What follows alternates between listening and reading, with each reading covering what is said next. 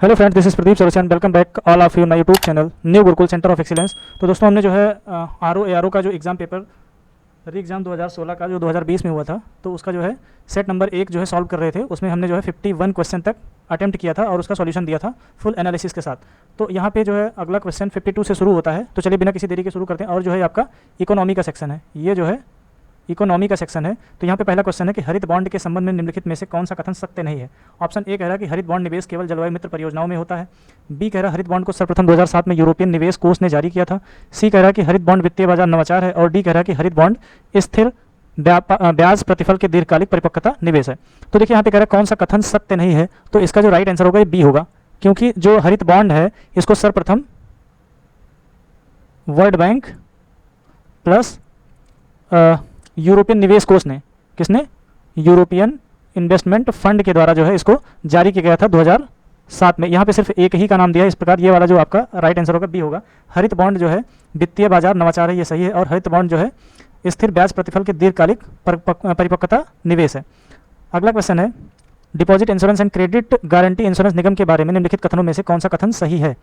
Option A कह रहा है भारतीय रिजर्व बैंक की एक सहायक है। और दो कह रहा है कि 5 लाख की जमा इसके द्वारा बीमित है। तो कूट दिया हुआ ए में एक सही है, बी में केवल 2 सही है, सी में 1 और 2 दोनों सही है, और डी में ना तो 1 ना तो 2 सही है। तो यहाँ पे जो हम बात करते हैं कि ये जमा बीमा और फिर से लैगिंग शुरू हो गई, और क्रेडिट कंपनी, कौन, जमा बीमा और क्रेडिट कंपनी गारंटी, यहाँ पे क्रेडिट गारंटी निगम वर्ष 1978 में इसका जो है जमा बीमा निगम तथा credit guarantee corporation of India, जमा बीमा निगम plus credit guarantee corporation of India में जो है इसका इंडिया लिमिटेड में जो है विलय हुआ। उसके बाद ये क्या हुआ, ये अस्तित्व में आया, ये जो है अस्तित्व में आया। ये भारतीय रिजर्व बैंक द्वारा संचालित और पूर्ण स्वामित्व वाली सहायक कंपनी है। तो किसके द्वारा, ये आरबीआई के द्वारा जो है संचालित है, और आरबीआई की जो है पूर्ण स्वामित्व वाली सहायक कंपनी है। क्या है, ये सहायक कंपनी है। और 5 लाख की जमा इसके द्वारा बीमित होती है। कितनी, 5 लाख की जो इसके द्वारा धनराशि होती है वो बीमित होती है। तो इस प्रकार इसका जो राइट आंसर होगा वो सी हो जाएगा, कि इसमें जो है 1 और 2 दोनों सही है। क्वेश्चन नंबर 54 पे चलते हैं। यहाँ पे कह रहा है कि सूची 1 को सूची 2 से सुमेलित किया, सूची के नीचे दिए गए कूट को सही उत्तर चुनिए। तो इंडियन बैंक कह रहा है कि किस प्रकार का बैंक है, आईसीआईसीआई बैंक किस प्रकार का बैंक है, सिटी बैंक कैसा बैंक है, और सारस्वत बैंक कैसा है। तो इंडियन बैंक की बात करें तो इंडियन बैंक जो है आपका ये पब्लिक सेक्टर का बैंक है। क्या है, ये पब्लिक सेक्टर का बैंक है। और आईसीआईसीआई की बात करें तो ये जो है आपका प्राइवेट सेक्टर का बैंक है। और यहाँ पे सिटी बैंक की बात करें तो ये जो है विदेशी बैंक है। और सारस्वत की बात करें तो ये जो है कोऑपरेटिव यानी कि सहकारी है। क्या है, ये सहकारी बैंक है। तो इस प्रकार इंडियन बैंक किस में जाएगा, पब्लिक बोले तो सार्वजनिक। तो पहला आपका किस में जाएगा, चौथे में जाएगा। इस प्रकार ए वाला चौथे में जा रहा है, तो ये ए और बी ऑप्शन गलत हो जाएगा। ठीक है। आईसीआई बैंक की बात करें तो आईसीआई बैंक आपका कैसा है, ये आपका जो है प्राइवेट सेक्टर का बैंक है। तो आईसीआई यानी कि बी नंबर किस पे जा रहा है, बी जा रहा है तीसरे पे। तो जब बी तीसरे पे जा रहा है तो यहाँ पे बी दूसरा है, इसका मतलब ये भी गलत होगा, ये भी गलत होगा। और यहाँ पे राइट आंसर क्या होगा, राइट आंसर आपका हो जाएगा डी वाला। और डी के अकॉर्डिंग क्या होगा, इंडियन बैंक पब्लिक है, आईसीआई बैंक प्राइवेट है, सिटी बैंक फॉरेन बैंक है, और सारस्वत बैंक कैसा है, सहकारी बैंक है। तो आपका जो राइट आंसर होगा वो डी हो जाएगा, ये सही होगा। नेक्स्ट है निम्नलिखित उपायों पर विचार करें जिन्हें आरबीआई अर्थव्यवस्था में मुद्रास्फीति को नियंत्रित करने के लिए प्रयोग में लाता है। तो यहाँ पे क्या है, पहला कह बैंक दर में वृद्धि करता है, दूसरा नकद आरक्षित अनुपात में वृद्धि करता है, संवैधानिक तरलता अनुपात में वृद्धि करता है, और 4 है सरकारी प्रतिभूतियों का क्रय करता है यानी कि खरीदता है। तो यहाँ पे सबसे पहले हम देख लेते हैं कि जब मुद्रास्फीति होती है तो उसको नियंत्रित करने के लिए जो आरबीआई यानी रिजर्व बैंक ऑफ इंडिया है वो क्या क्या कदम उठाता है। तो अर्थव्यवस्था में मुद्रास्फीति को नियंत्रित करने के लिए सबसे पहले जो बैंक दर होती है, क्या होती है, बैंक दर, यानी कि जिसको बोलते हैं रेपो रेट। बैंक दर, आपको रेपो रेट और रिवर्स रेपो रेट समझना है तो आप लोग जो है चैनल पे जाके उसका वीडियो देख सकते हैं। उसका मैंने डिटेल में वीडियो बनाया था कि रेपो रेट और रिवर्स रेपो रेट, या फिर डबल आर और ट्रिपल आर किसे कहते हैं। तो जो आरबीआई होता है वो मुद्रास्फीति को नियंत्रित करने के लिए जो बैंक दर होती है उसमें वृद्धि करता है। और यहाँ पे नकद आरक्षित अनुपात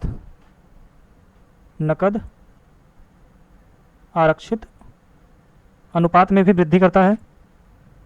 ये वाला बैंक दर में वृद्धि, नकद आरक्षित अनुपात में वृद्धि, यहाँ ये दोनों वृद्धि करता है। तो उसके बाद क्या है, सांविधानिक तरलता अनुपात में वृद्धि करता है।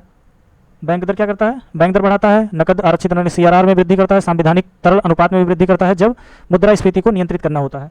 उसके बाद RBI के ओपन मार्केट ऑपरेशन के तहत मुद्रास्फीति को नियंत्रित करने के लिए प्रतिभूतियों का विक्रय किया जाता है। तो इस प्रकार यहाँ पे ये जो है सरकारी प्रतिभूतियाँ उनका विक्रय क्रय ना करके क्या करता है, विक्रय करता है। क्या करता है, विक्रय करता है। तो इसके अकॉर्डिंग जो है चलिए देखते हैं यहाँ पे कौन कौन से ऑप्शन होंगे, यानी कि पहला दूसरा तीसरा कौन था, पहला दूसरा और तीसरा था। इसके अकॉर्डिंग आपका ये आंसर बी होगा। कौन सा वाला होगा, बी होगा। ये ए गलत है, सी गलत है और डी गलत है। क्या कर रहा था, जो बैंक दर थी उसमें वृद्धि कर रहा था, CRR में वृद्धि कर रहा था, संवैधानिक तरलता अनुपात में वृद्धि कर रहा था। जो प्रतिभूतियां होती हैं उनको क्या करता है, प्रतिभूतियों को बेचता है, विक्रय करता है, ना कि क्रय। क्या करता है, विक्रय करता है। नेक्स्ट है, नीचे दो कथन दिए गए हैं, एक को अभिकथन ए और दूसरे को अभिकथन कारण आर कहा गया। जब देश में भुगतान उसके व्यापार में वस्तुओं सेवाओं स्थानांतरण विशुद्ध आय की प्राप्तियों से अधिक हो जाते हैं तब उसे चालू खाता घाटा कहा जाता है, CAD कहा जाता है। और कारण कह रहा है कि चालू खाता घाटा तब होता है जब एक देश वस्तुओं सेवाओं तथा पूंजी का अधिक निर्यात करता है। तो देखो यहाँ पे चालू खाता घाटा ऐसा समझ लो कि जब क्या हो, निर्यात कम हो रहा हो और आयात ज़्यादा हो रहा है, यानी कि हम वस्तुओं को बेच कम रहे हो, खरीद ज़्यादा रहे हो, तो हमारा क्या होता है, घाटा होता है। तो देखिए आर कह रहा है कि चालू खाता घाटा तब होता है जब एक देश वस्तुओं सेवाओं एवं पूंजी का अधिक निर्यात करता है। तो ये वाला गलत है, निर्यात नहीं आयात करता है तब चालू खाता घाटा होता है। जब कोई भी देश, ऐसे में समझ लो कि आप 100 रुपये कमा रहे हो, 100 रुपये क्या कर रहे हो, अर्निंग कर रहे हो, और उस अर्निंग के बजाय आप 120 रुपये का सामान मंगवा ले रहे हो। अच्छा, अर्निंग कैसे कर रहे हो, जैसे मान लो क्या आपका खेत है, आपका खेत है, तो इस खेत में जो उपज हो रही है, जो प्रोडक्शन हो रहा है, उसको आप क्या कर रहे हो, बाहर बेच रहे हो। और बाहर आप क्या कर रहे हो, 100 रुपये के लिए 100 रुपये का बेच रहे हो। 100 रुपये का बेचने के लिए आप यहाँ पे प्रोडक्शन कर रहे हैं, उसके लिए आप क्या करें, बाहर से 120 रुपये की इसके लिए चीज़ें मंगवा रहे हैं, इस खेत में डालने के लिए 120 रुपये की चीज़ें मंगवा रहे हैं और 100 रुपये इसमें से जो प्रोडक्शन हो रहा है उसको बेच रहे हैं। इस प्रकार क्या हुआ, आप 20 रुपये का घाटा हो रहा है ना। तो जो है आर गलत है। अब जो आर गलत है तो इसके हिसाब से जो राइट आंसर होगा वो क्या होगा, ए तो सही है। ए तो सही है कि जब देश के भुगतान एवं व्यापार में वस्तुओं सेवाओं स्थानांतरण में विशुद्ध आय की प्राप्तियों से अधिक हो जाते हैं, भुगतान जो है उसका क्या हो, यानी कि जो पेमेंट हो रिसीट से अधिक हो जाए तो क्या होता है, घाटा होता है। तो घाटा होता है। तो इस प्रकार इसका राइट आंसर सी होगा। ए सही है परंतु आर सही नहीं है। चलिए नेक्स्ट देखते हैं कौन सा है। WTO के अंतर्गत सरकारी न्यूनतम समर्थन मूल्य, सरकारी न्यूनतम समर्थन मूल्य एवं बाजार मूल्य के अंतर जब भी किसानों को भुगतान किया जाता है उसे क्या कहा जाता है। ऑप्शन ए है नीला बॉक्स सहायिका, बी है हरा बॉक्स सहायिका, सी है पीला बॉक्स सहायिका और डी जो है गुलाबी बॉक्स सहायिका। क्या बोलते हैं, गुलाबी बॉक्स सहायिका। ठीक है, तो यहाँ पे हम बात करते हैं कि WTO के अंतर्गत सरकारी न्यूनतम समर्थन मूल्य एवं बाजार मूल्य के अंतर जब सीधे किसानों को भुगतान किया जाता है तब यह नीले बॉक्स, क्या कहा जाता है इसको, नीला बॉक्स सहायिका कहा जाता है। नीला बॉक्स, नीला बॉक्स इसको सहायिका कहा जाता है। तो इस प्रकार इसका जो राइट आंसर होगा ये ए हो जाएगा। और नीले बॉक्स के अंतर्गत प्राप्त सब्सिडी व्यापार में विकृति उत्पन्न करती है, जबकि हरे बॉक्स के अंतर्गत आने वाली सब्सिडी से उत्पादन और व्यापार में सबसे कम प्रतिकूल प्रभाव पड़ता है। जब यहाँ पे हरे बॉक्स के अंतर्गत जो सब्सिडी आती है उससे उत्पादन और व्यापार, किससे, उत्पादन प्लस व्यापार, इसमें जो है सबसे कम प्रतिकूल प्रभाव पड़ता है। और हरे बॉक्स के अंतर्गत पर्यावरण संरक्षण कार्यक्रम, इसमें क्या आता है, पर्यावरण संरक्षण कार्यक्रम आता है और स्थानीय विकास कार्यक्रम, स्थानीय विकास कार्यक्रम आता है इसमें, और अनुसंधान इत्यादि आते हैं इसमें, जो है रिसर्च वगैरह आती है। चलिए अब हम साइंस पे चलते हैं। तो साइंस की बात करते हैं। साइंस में 58 नंबर क्वेश्चन करें। निम्नलिखित में से कौन सा लौह धातु के क्षयकरण में आवश्यक है, केवल ऑक्सीजन, बी जो है ऑक्सीजन तथा नमी, सी है केवल हाइड्रोजन और डी है हाइड्रोजन तथा नमी। तो इसका राइट आंसर होगा बी हो जाएगा कि जब लोहे में क्षय होता है, नहीं कि जंग लगता है, ऐसा समझ लो, जंग लगता है तभी उसका क्षय होता है। तो जंग लगने के लिए क्या होता है, ऑक्सीजन तथा नमी दोनों की जो है अनिवार्यता होती है। जब लोहा वायुमंडल से ऑक्सीजन और नमी के संपर्क में आता है तो इसमें जो है जंग लगता है और इससे जो है एक धातु ऑक्साइड बनता है और फिर जो है लोहे का क्षरण होने लगता है। क्षय होने से लोहे का जो रंग होता है वो भी बदल जाता है, जो रंग होता है वो बदल जाता है। और इस प्रक्रिया में जो लोहे पर जंग लगना कहते हैं, यानी जो ये प्रोसेस होता है इसको जंग लगना कहते हैं। पानी की बूंदें जब लोहे के संपर्क में आती हैं तो पानी में उपस्थित ऑक्सीजन और कार्बन डाइऑक्साइड लोहे पर एक परत बना लेती हैं। जब ऐसे कोई रॉड है और इसके ऊपर क्या होता है, पानी की बूंद गिरती है तो पानी जो होता है उसमें क्या होता है, उसमें जलवाष्प यानी कि ऑक्सीजन होता है और कार्बन डाइऑक्साइड। तो वो क्या करते हैं, पानी में से ऑक्सीजन और वातावरण की कार्बन डाइऑक्साइड मिलकर क्या करती है, एक परत बना लेती है उसके ऊपर। पानी की बूंदों में जो कार्बन डाइऑक्साइड होती है, अब आप सोच रहे हो कि पानी की बूंदों में कार्बन डाइऑक्साइड कहाँ से आती है, तो यहाँ पे ये जो है ओस की बात हो रही है उसमें होती है। तो इस पर जब वातावरण से संपर्क में आती है तो उसमें कार्बन डाइऑक्साइड भी घुल जाती है और उस पर एक परत बना लेती हैं, पानी की जो है चालकता भी बढ़ जाती है। और जब बूंद होती है उसमें, जब CO2 होती है तो इस प्रकार उसकी जो है चालकता बढ़ जाती है और ये जो है जल अपघट्य की तरह कार्य करता है। यहाँ जल जो अपघट्य होता है कार्बन डाइऑक्साइड के साथ क्रिया करके विद्युत अपघट्य की तरह आयनों में टूट जाता है। किसमें? आयनों में टूट जाता है। नेक्स्ट है सफेद प्रकाश में उपस्थित निम्नलिखित रंगों में से कौन सा रंग सीसा के प्रिज्म द्वारा सबसे कम विचलित होता है? ऑप्शन ए है हरा रंग, बी है लाल रंग, सी है बैंगनी रंग, डी है नारंगी रंग। तो दोस्तों यहाँ पे जिसकी तरंग दैर्घ्य क्या होती है? तरंग दैर्घ्य सबसे अधिक होती है उसका क्या होता है? विचलन सबसे कम होता है। तो यहाँ पे लाल रंग जो होता है उसकी तरंग दैर्घ्य सर्वाधिक होती है। इस प्रकार जो लाल रंग होता है प्रिज्म द्वारा सबसे कम विचलित होता है। इसका राइट आंसर क्या होगा? बी हो जाएगा। तो यहाँ पे प्रकीर्णन का विचलन जो है उसकी तरंग दैर्घ्य पर निर्भर करता है। जो तरंग दैर्घ्य होती है उसी पर निर्भर करता है। जिस भी रंग की तरंग दैर्घ्य सर्वाधिक होगी उसका विचलन सबसे कम होगा। तो यहाँ पे जो बैगनी रंग है, बैगनी रंग की जो तरंग दैर्घ्य होती है सबसे कम होती है, इसीलिए जो है जो बैगनी रंग होता है उसका विचलन सबसे ज़्यादा होता है। क्या होता है? यही कारण है कि हमको जो लाल रंग होता है, देखिए हम यहाँ पे लिख रहे हैं, ये जो है लाल रंग से लिख रहे हैं, तो जो लाल रंग होता है वो हमको सबसे ज़्यादा दिखाई देता है क्योंकि उसकी जो तरंग दैर्घ्य होती है वो जो है ज़्यादा होती है। अक्सर जो है क्वेश्चन पूछने को आता है कि जो रेलवे के सिग्नल होते हैं उसमें जो है लाल रंग का प्रयोग क्यों किया जाता है? तो जो लाल रंग होता है वो उसकी तरंग दैर्घ्य सर्वाधिक होती है और उसका विचलन कम होता है, इसलिए दूर से ही दिखाई देता है। निम्नलिखित में से कौन सा पदार्थ पृथ्वी पर प्राकृतिक रूप से पाया जाने वाला सबसे कठोर पदार्थ है? ऑप्शन ए ग्रेफाइट, बी है वुडजाइट बोरान नाइट्राइट, सी है लोहा और डी है हीरा। तो इसका जो राइट आंसर होगा वो डी हो जाएगा। हीरा जो है एक पारदर्शी रत्न है। क्या है? एक पारदर्शी रत्न है। यह रासायनिक रूप से कार्बन का शुद्धतम रूप है और ये कार्बन का अपर रूप है। ये कार्बन का जो है ये अपर रूप है और ये जो है सबसे कठोर पदार्थ माना जाता है। ये जो है सबसे कठोर पदार्थ माना जाता है और कार्बन परमाणु 4 अन्य कार्बन परमाणुओं के साथ सहसंयोजी बंध द्वारा जुड़ा होता है। जो कार्बन होता है वो अन्य कार्बन परमाणुओं से सहसंयोजी बंध द्वारा, किसके द्वारा? सहसंयोजी बंध के द्वारा जुड़ा रहता है। हीरा ऊष्मा तथा विद्युत का कुचालक होता है। ये क्या होता है? हीरा जो होता है ये ऊष्मा प्लस इलेक्ट्रिसिटी का क्या होता है? कुचालक होता है। हीरा प्राकृतिक पदार्थों में सबसे कठोर होता है। ये जो है मैंने बताया ना कि ये जो है प्राकृतिक पदार्थों में सबसे कठोर माना जाता है।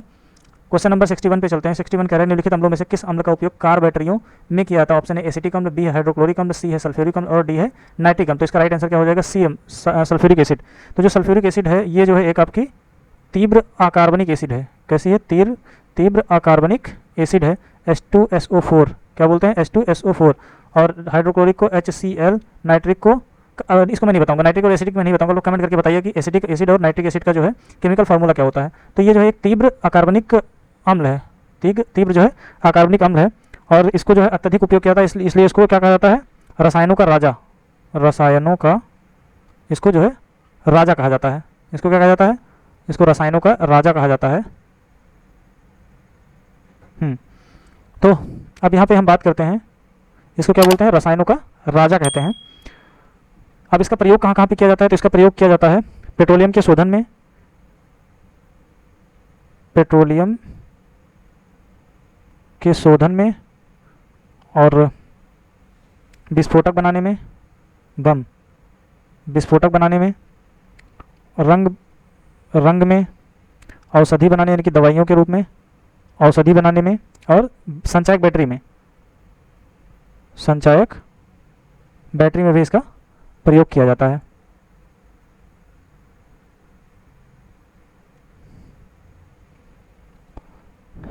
क्वेश्चन नंबर 62 कह रहा है आलू के चिप्स प्लास्टिक के थैले में संकुलित किए जाते हैं। जो प्लास्टिक का थैला होता है आलू के चिप्स वाला, उसमें जो है कौन सी गैस भरी होती है? सीधे से सिंपल सा क्वेश्चन है। नाइट्रोजन गैस होती है, यहाँ पे कह रहे हैं नाइट्रोजन गैस होती है, या हाइड्रोजन होती है, या फिर ऑक्सीजन वातावरण में, या आयोडीन वातावरण में। तो यहाँ पे कह रहे हैं कि वातावरण की कौन सी गैस होती है जो चिप्स के पैकेट में भरी होती है। तो दोस्तों आपको बता देते हैं कि जो चिप्स की पैकेट होती है उसमें कौन सी गैस भरी होती है? उसमें नाइट्रोजन भरी होती है, यानी कि N2 गैस भरी होती है, नाइट्रोजन गैस। यहाँ पे अब नाइट्रोजन के अकॉर्डिंग आपका राइट आंसर क्या हो जाएगा? राइट आंसर आपका ये ए वाला होगा कि जो आलू के चिप्स का पैकेट होता है उसमें नाइट्रोजन गैस भरी होती है। ठीक है। अब यहाँ पे हम वायुमंडल की बात करें तो हमारे वायुमंडल में जो नाइट्रोजन है, नाइट्रोजन का जो परसेंटेज है वो 78% है और जो ऑक्सीजन है, ऑक्सीजन का परसेंट 21 है। बाकी में आप लोग कमेंट करके बताइएगा CO2 का परसेंटेज कितना है और जो अदर गैसेज है उनका परसेंटेज कितना है। तो जो नाइट्रोजन होता है ये मुख्यतः यूरिया में पाया जाता है। किसमें? यूरिया में पाया जाता है। यूरिया होता है उसमें जो मेन पार्ट होता है वो आपका नाइट्रोजन होता है और उसमें जो है 46%। आपने कभी देखा होगा, अगर आप खेती वेती करते होंगे तो जो यूरिया का क्या आता है, जो बोरी आती है यूरिया की बोरी में लिखा होता है N = 46%। क्या होता है? 46, यानी कि उसमें जो नाइट्रोजन का प्रतिशत होता है वो 46% होता है। और ये जो है जो कृत्रिम गर्भाधान होता है, कृत्रिम गर्भाधान होता है तो उसमें जो आपका ये गोवंश का जो स्पर्म होता है उसको जो है नाइट्रोजन के उपयोग से जो है इसको संरक्षित किया जाता है। जो नाइट्रोजन गैस होती है उसके साथ जो इसको रखकर संरक्षित किया जाता है। और इसका प्रयोग कहाँ कहाँ पे होता है? इसका प्रयोग जो है बल्ब बनाने में किया जाता है। इसका प्रयोग किया जाता है बल्ब बनाने में, उर्वरक बनाने में किया जाता है। विस्फोटक में इसका भी प्रयोग होता है, विस्फोटक बनाने में किया जाता है। और जो आपके खाद्य पदार्थ होते हैं उसमें भी खाद्य पदार्थों को संरक्षित करने में। 64 क्वेश्चन है, हींग प्राप्त की जाती है। ऑप्शन ए है तने से, बी है जड़ से, सी है फलों से और डी है जो है पत्तियों से। इसका तो राइट आंसर होगा ए और बी दोनों हो जाएगा, ए और बी हो जाएगा। लेकिन जो आयोग है उत्तर प्रदेश लोक सेवा आयोग है, लोक सेवा आयोग ने इसका उत्तर क्या बी माना है कि जड़ों से प्राप्त किया जाता है। तो जो हींग होता है वो ए और बी दोनों से प्राप्त है, यानी कि तने और जड़ दोनों से प्राप्त किया जाता है। ये एक प्रकार का क्या होता है? एक रेजिन होता है, एक प्रकार का ये जो है रेजिन होता है जो उस पौधे से प्राप्त किया जाता है। और जो कच्ची हींग होती है इसका जो स्वाद होता है, उसका जो स्वाद होता है वो लहसुन जैसा आता है। किसके जैसा? लहसुन जैसा आता है। और दोस्तों यहाँ पे मैं बता देता हूँ, जो हींग होता है उसमें क्या पाया जाता है? उसमें ट्रांसफेरुलिक अम्ल पाया जाता है। क्या पाया जाता है? ट्रांसफेरुलिक अम्ल पाया जाता है। किसमें? हींग में ट्रांसफेरुलिक अम्ल पाया जाता है। और ये जो है एंटीऑक्सीडेंट का काम करता है। किसका? एंटीऑक्सीडेंट का काम करता है, इसलिए इसका प्रयोग जो है औषधि के रूप में किया जाता है, औषधि के रूप में किया जाता है। क्वेश्चन नंबर 65 पे चलते हैं। 65 कह रहा है निम्नलिखित सूची 1 को सूची 2 से सुमेलित या सूचियों के नीचे दिए गए कोड से सही उत्तर चुनिए।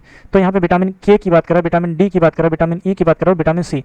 तो आपका जो विटामिन डी है, विटामिन डी जाएगा आपका कॉड एक्रित आयल। विटामिन डी जो होगा वो आपका जाएगा कॉड एक्रित आयल। विटामिन सी जाएगा नींबू में, विटामिन सी जाएगा नींबू, यानी कि डी जाएगा दूसरे में। तो जब डी दूसरे में जा रहा है तो एलिमिनेशन मेथड लगाएंगे। इसमें ए वाले में क्या है? डी जो है चौथे में जा रहा है, इस प्रकार ये गलत होगा। और ये पहले में जा रहा है, ये भी गलत होगा। अब बच रहा है कौन सा? बी ऑप्शन और डी ऑप्शन बच रहा है। अब देखो जो विटामिन के है, विटामिन के आपका जाएगा अल्फा अल्फा में। किस में जाएगा? विटामिन के अल्फा अल्फा में। तो ए जाएगा चौथे में, तो इसका मतलब ये भी गलत होगा और ये डी वाला आंसर सही होगा। कौन सा? डी सही होगा। अब डी के अकॉर्डिंग ए जाएगा चौथे में, विटामिन के जो है के होगा आपका अल्फा अल्फा। विटामिन डी जो है डी के हिसाब से cod oil, cod liver oil, यानी कि कॉड एक मछली होती है उसी का, उसके लिवर आयल। ठीक है। विटामिन ई की बात करें तो जो ई है वो आपका गेहूँ भ्रूण तेल। और डी जो है, डी में जो है विटामिन सी की बात कर रहा है, तो विटामिन सी यानी कि खट्टे पदार्थ की बात कर रहा है। तो खट्टा पदार्थ हमारा क्या है? नींबू। जो खट्टे पदार्थ है उसमें क्या पाया जाता है? विटामिन सी पाया जाता है। तो इस प्रकार इसका राइट आंसर क्या हो जाएगा? डी हो जाएगा। दोस्तों आप लोग vitamin A B C D E और के जो है आपको केमिकल नेम बताना है, यानी कि रासायनिक नाम बताना है, उनका केमिकल नेम बताना है। अब 66 में जो है त्रिकोष्ठीय हृदय पाया जाता है। जो त्रिकोष्ठीय हृदय होता है वो किस में पाया जाता है? स्तनधारियों में या पक्षियों में या जो है उभयचरों में या मछलियों में। यहाँ पे त्रिकोष्ठीय यानी कि 3 चैम्बर की बात कर रहा है। 3 चैम्बर हर्ट किस में पाया जाता है? तो आपकी जानकारी के लिए बता दें कि जो 3 चैम्बर हर्ट होता है वो पाया जाता है उभयचर प्राणियों में। किसमें? उभयचर। तो जो वैज्ञानिक वर्गीकरण के अनुसार मत्स्य और सरीसृप वर्गों के बीच की श्रेणी में आता है, यानी कि मत्स्य और सरीसृप दोनों की बीच की श्रेणी में आता है। इस वर्ग में कुछ जंतु जल में तथा कुछ जंतु जो होते हैं वो जल और थल दोनों में होते हैं। कुछ जो है जल में रहते हैं और कुछ जो है जल प्लस थल दोनों में रहते हैं। उनको जो है बोलते हैं उभयचरीय अनियत तापी जंतु होते हैं। क्या होते हैं? इनका जो ताप होता है वो अनियत होता है, यानी कि इनको बोलते हैं अनियत तापी बोलते हैं। क्या बोलते हैं? अनियत तापी बोलते हैं। इनमें 2 नासाद्वार होते हैं, इनमें जो है 2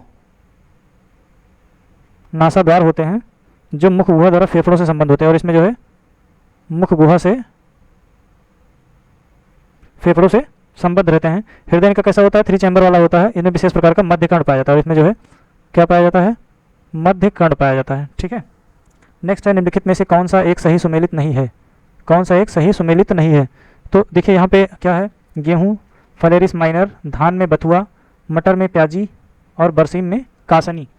तो दोस्तों यहाँ पे जो आपका बी वाला होगा वो सही नहीं होगा। ऐसे समझ लो, अगर आप लोग खेती करते होंगे तो आपको पता होगा कि जो बथुआ होता है वो अक्सर आलू, गेहूँ, चना या जो रबी की फसल है उसमें, जो आपकी रबी की फसल यानी कि अक्टूबर से इधर फरवरी मार्च वाली जो फसल होती है उसमें सर्दियों के दिनों में जो है बथुआ होता है। और यहाँ पे धान कर रहे थे, इस प्रकार ये जो है बी है ये सुमेलित नहीं है। गेहूं में खरपतवार के रूप में जो है फलेरिस माइनर पाया जाता है। मटर की बात करें तो मटर में जो है प्याजी और बरसीम में जो है कासनी खरपतवार के रूप में आता है। बथुआ धान में नहीं बल्कि गेहूं में पाया जाता है। मैंने बताया कि जो बथुआ होता है वो धान में नहीं गेहूं पाया जाता है, क्योंकि जो है रबी की फसल है। और धान जो है आपका, धान किसकी फसल है?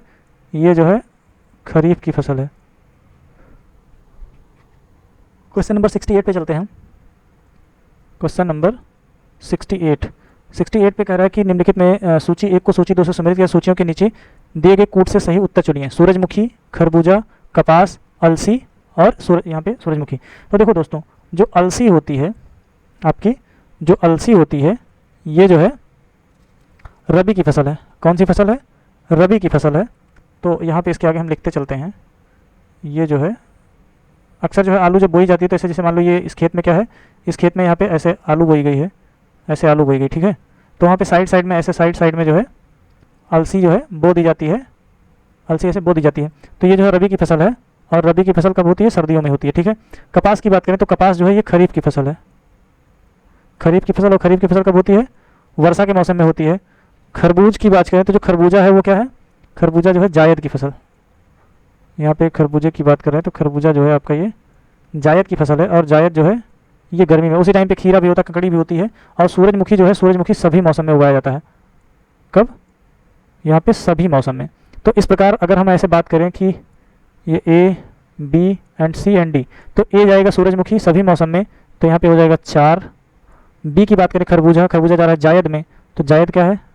4 2। सी की बात करें कपास जो है किस में जा रहा है? कपास खरीफ की फसल में जा रहा है, तो यहाँ पे 1 हो जाएगा।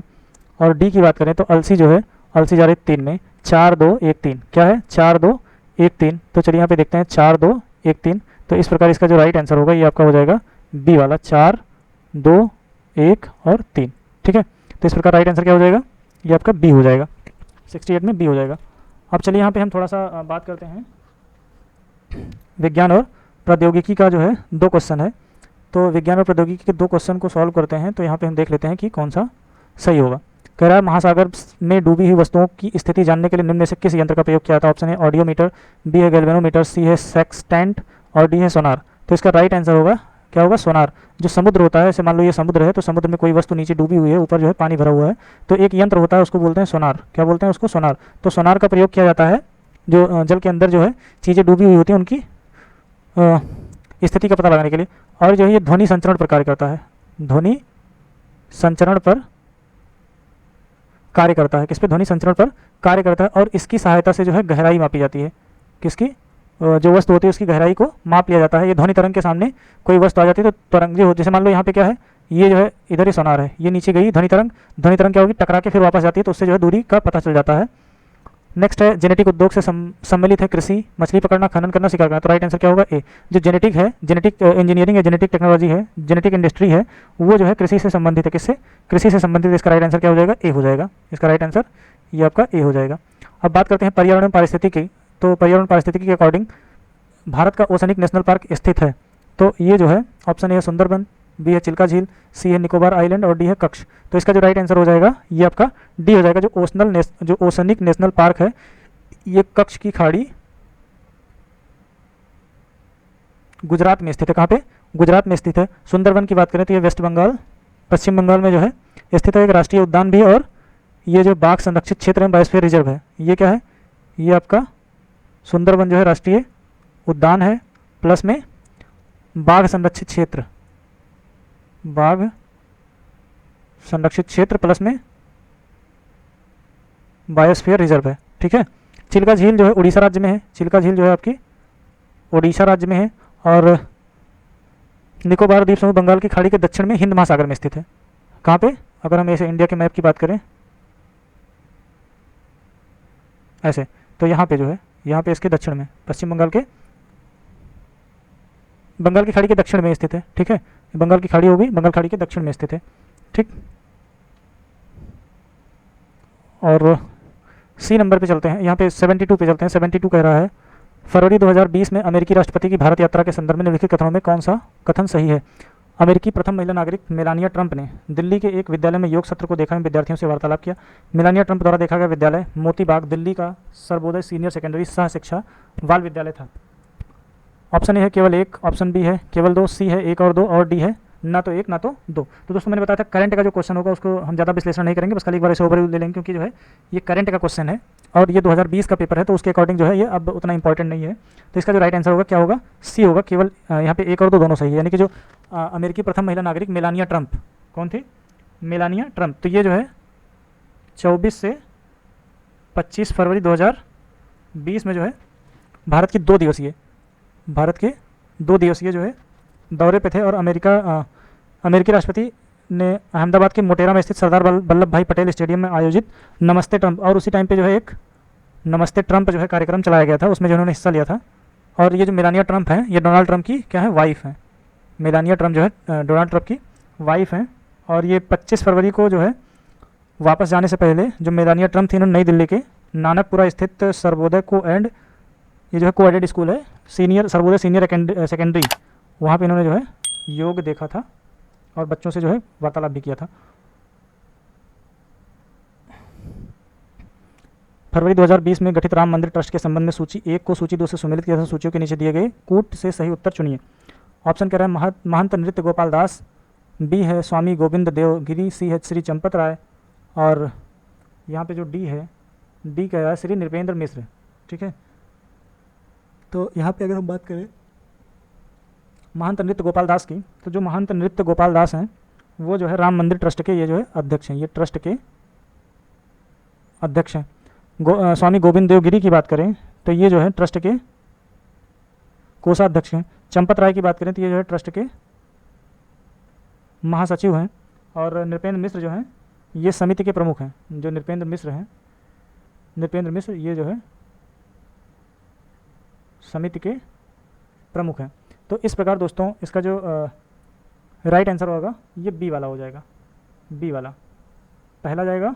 चौथे में पहला जाएगा, चौथे में जो महंत नृत्य गोपाल दास हैं, 1 मिनट,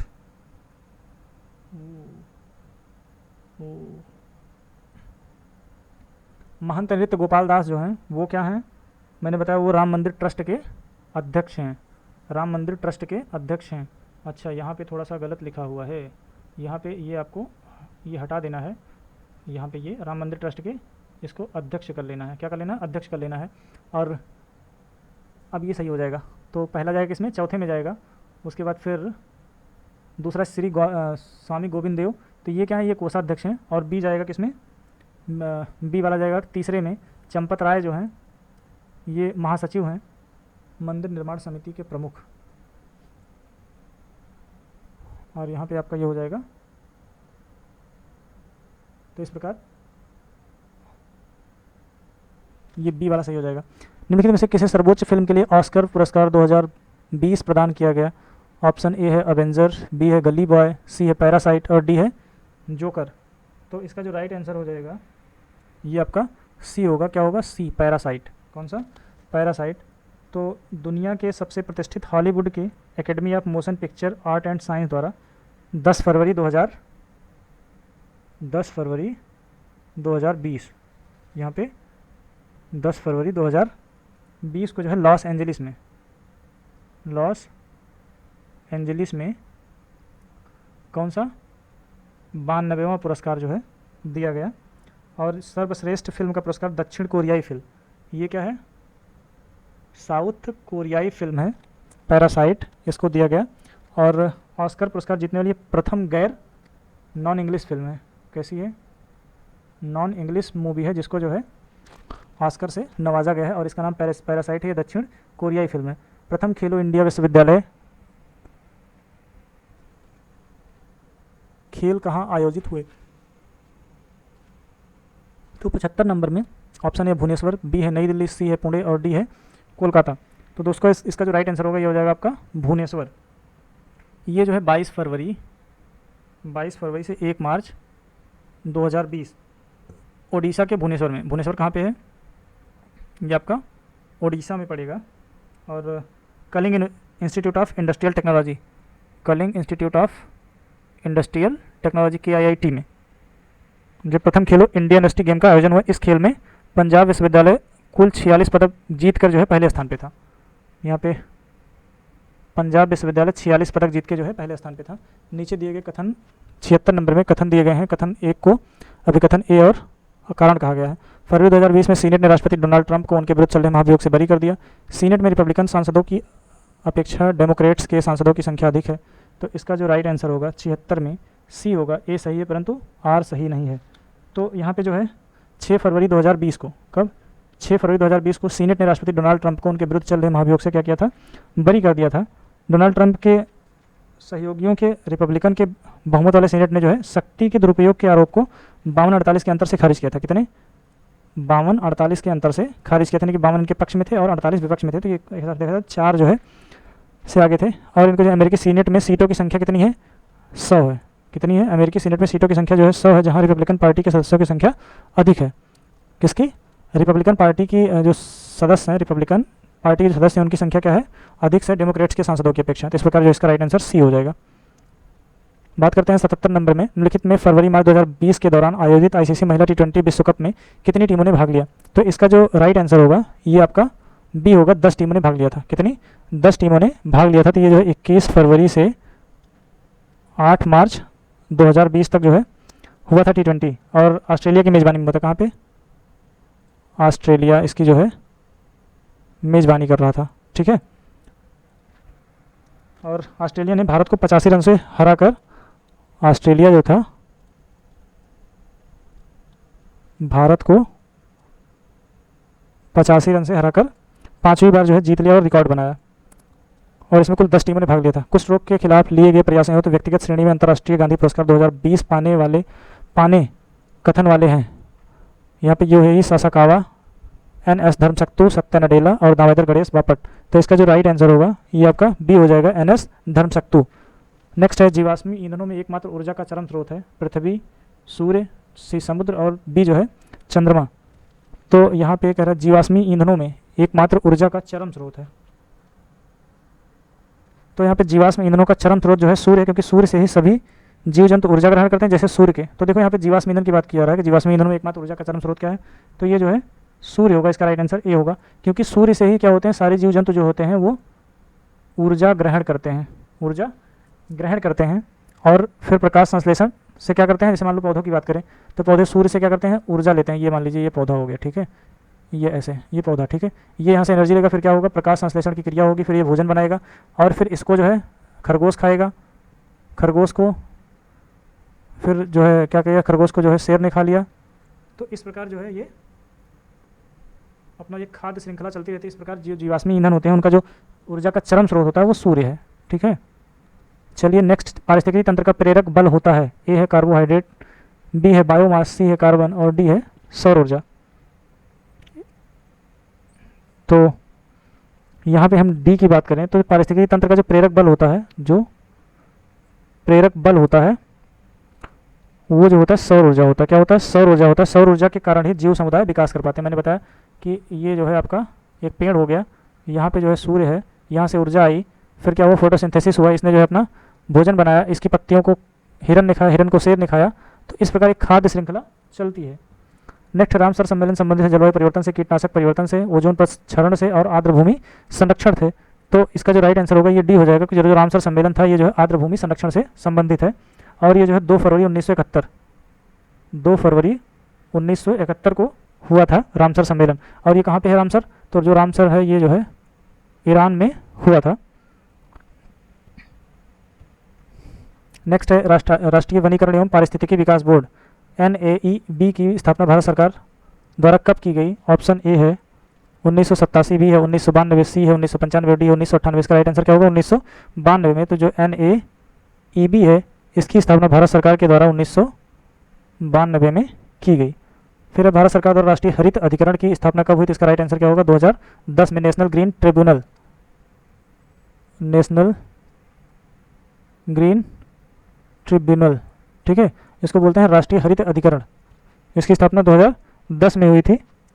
वन अनुसंधान संस्थान स्थित है। Option A Dehradun, option B है भोपाल, सी है नई दिल्ली और डी है नागपुर। तो इसका जो राइट आंसर होगा ये आपका हो जाएगा ए। जो वन अनुसंधान संस्थान है ये देहरादून उत्तराखंड में स्थित है। कहाँ पे? उत्तराखंड में। इससे दोस्तों आप लोग कमेंट करके बताइए उत्तराखंड की राजधानी कौन सी है और प्रेजेंट में वहाँ के CM कौन से हैं। तो जो वन अनुसंधान संस्थान है इसकी स्थापना 1906 में देहरादून में हुआ था। और पूर्व में जो है इसका जो नाम था इंपीरियल फॉरेस्ट रिसर्च इंस्टीट्यूट। क्या नाम था? Imperial forest research institute. क्या था? इंस्टीट्यूट। और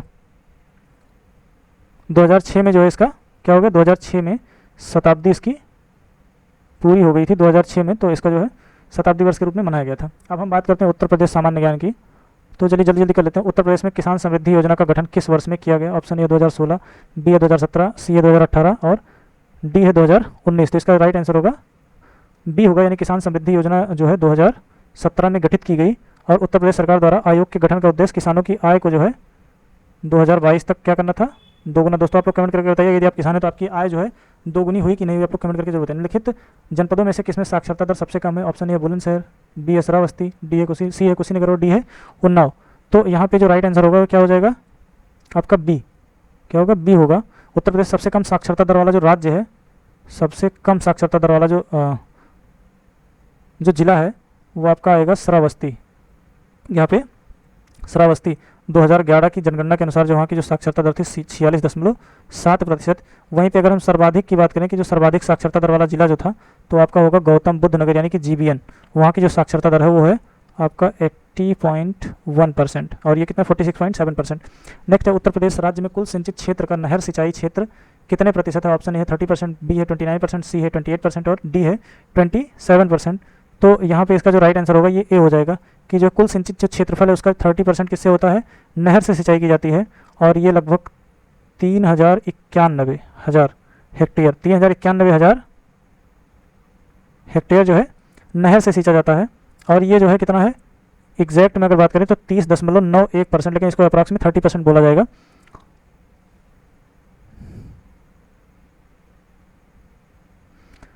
चलिए 88 नंबर क्वेश्चन पे आते हैं। 88 नंबर क्वेश्चन क्या कह रहा है कि निम्नलिखित सूची एक को सूची दो से सुमेलित कीजिए तथा सूचियों के नीचे दिए गए कूट से सही उत्तर चुनिए। पीतल का सामान, माचिस, खेल का सामान और लकड़ी पर नक्काशी। तो जो पीतल का सामान होगा ये आपका जाएगा मुरादाबाद में, पीतल का सामान मुरादाबाद। माचिस की बात करें तो माचिस आपका बरेली में। खेल का सामान जो है ये आपका मेरठ हो जाएगा और लकड़ी पर नक्काशी जो है ये आपका सहारनपुर हो जाएगा। तो इस प्रकार ए गया किसमें? तीसरे में। तो ए गया तीसरे में, तो इसका मतलब क्या है? ये वाला कट जाएगा। ए यहाँ पे चौथा है तो इस प्रकार ये कट जाएगा। और बी माचिस की बात करें तो माचिस जाएगा चौथे में, तो इस प्रकार अभी ये सही है, ये भी सही है। सी की बात करें सी पहले में जाएगा तो ये भी सही है और ये इस प्रकार इसका राइट आंसर क्या होगा? बी होगा, ये सही है। ठीक है, चलिए नेक्स्ट देखते हैं। उत्तर प्रदेश के मुख्य लोकगीत हैं दारूज, अवधि ब्राज, करुणा भक्ति और ये है सायरा है और द्विपद ब्राज, करुणा, बिरहा, चैती, ढोला। तो इसका जो 89 है 89 में जो राइट आंसर होगा ये आपका डी हो जाएगा कि उत्तर प्रदेश के जो कुछ लोकगीत हैं वो बिरहा। तो अगर हम बिरहा की बात करें तो जो बिरहा है ये आपका पूर्वांचल में प्रचलित है। वहीं पे चैती की बात करें तो चैती जो है वो भी पूर्वांचल में ही प्रचलित है।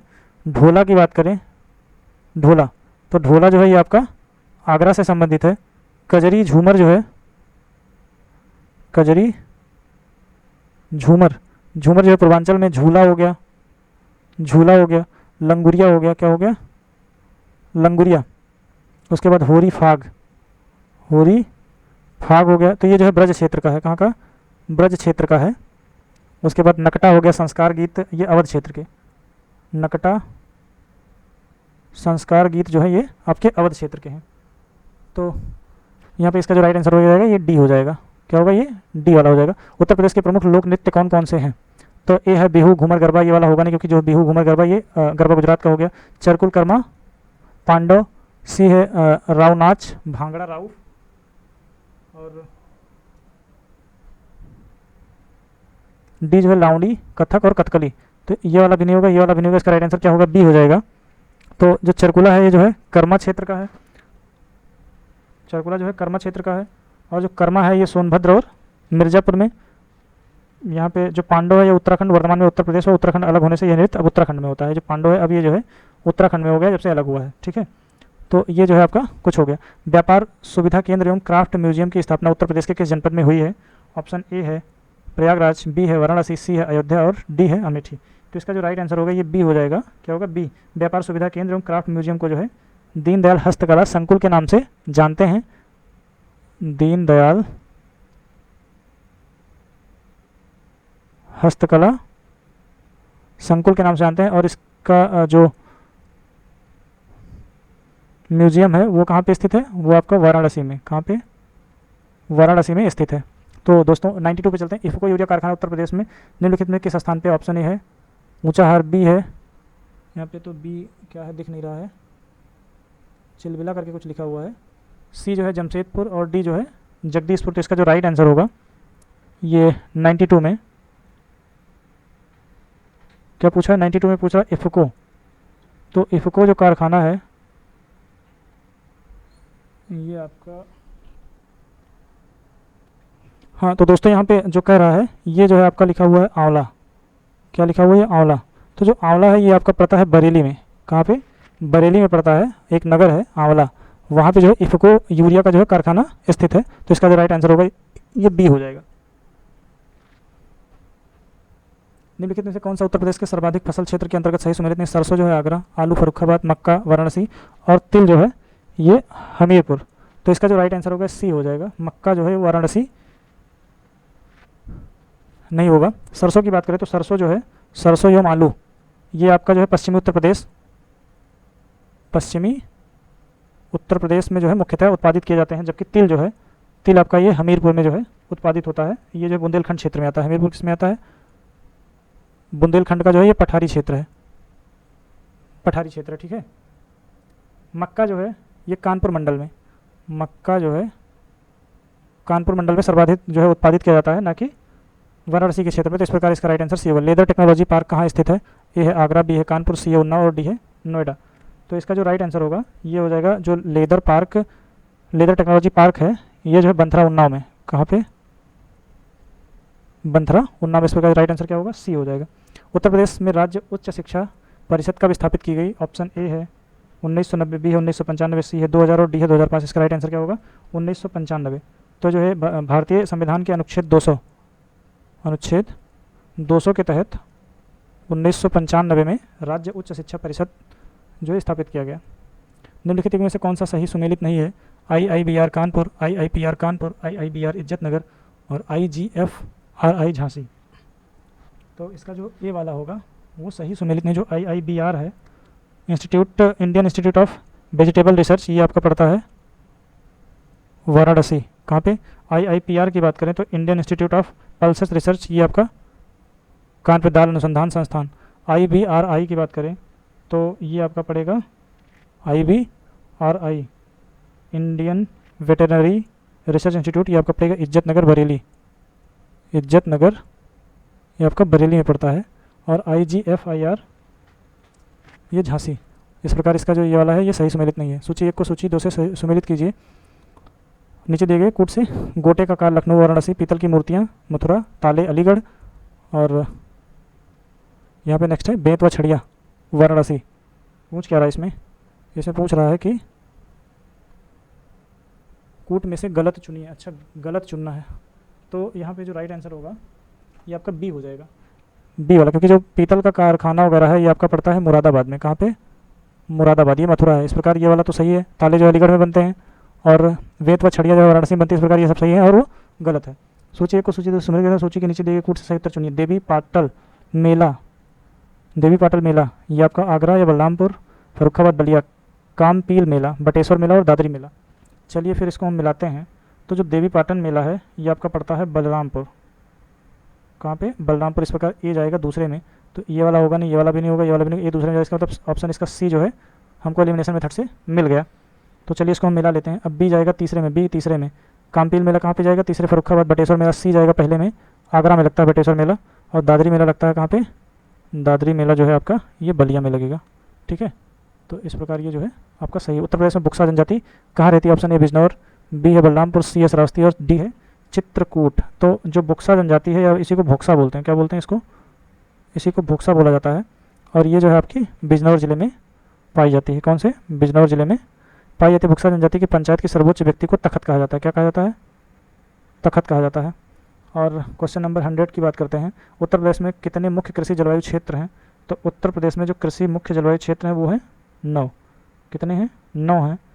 अगर हम बात करें तो एक तरफ से इधर से यहाँ पे ऐसे लिख लेते हैं, भाबर एवं मैदानी तराई। 2 नंबर पश्चिमी मैदानी क्षेत्र। 3 नंबर में मध्य पश्चिमी मैदानी क्षेत्र। 4 नंबर में दक्षिणी पश्चिमी और शुष्क क्षेत्र। 5 नंबर में आता है मध्य मैदानी क्षेत्र। मध्य मैदानी क्षेत्र। 6 नंबर में बुंदेलखंड क्षेत्र, बुंदेलखंड क्षेत्र। 7 नंबर में आता है उत्तर पूर्वी, उत्तर पूर्वी मैदानी क्षेत्र। 8 नंबर में आता है पूर्वी मैदानी क्षेत्र। और 9 नंबर में आता है विंध्यन क्षेत्र। क्या आता है? विंध्यन क्षेत्र आता है। तो बस दोस्तों, अब जो है हम करेंगे कल के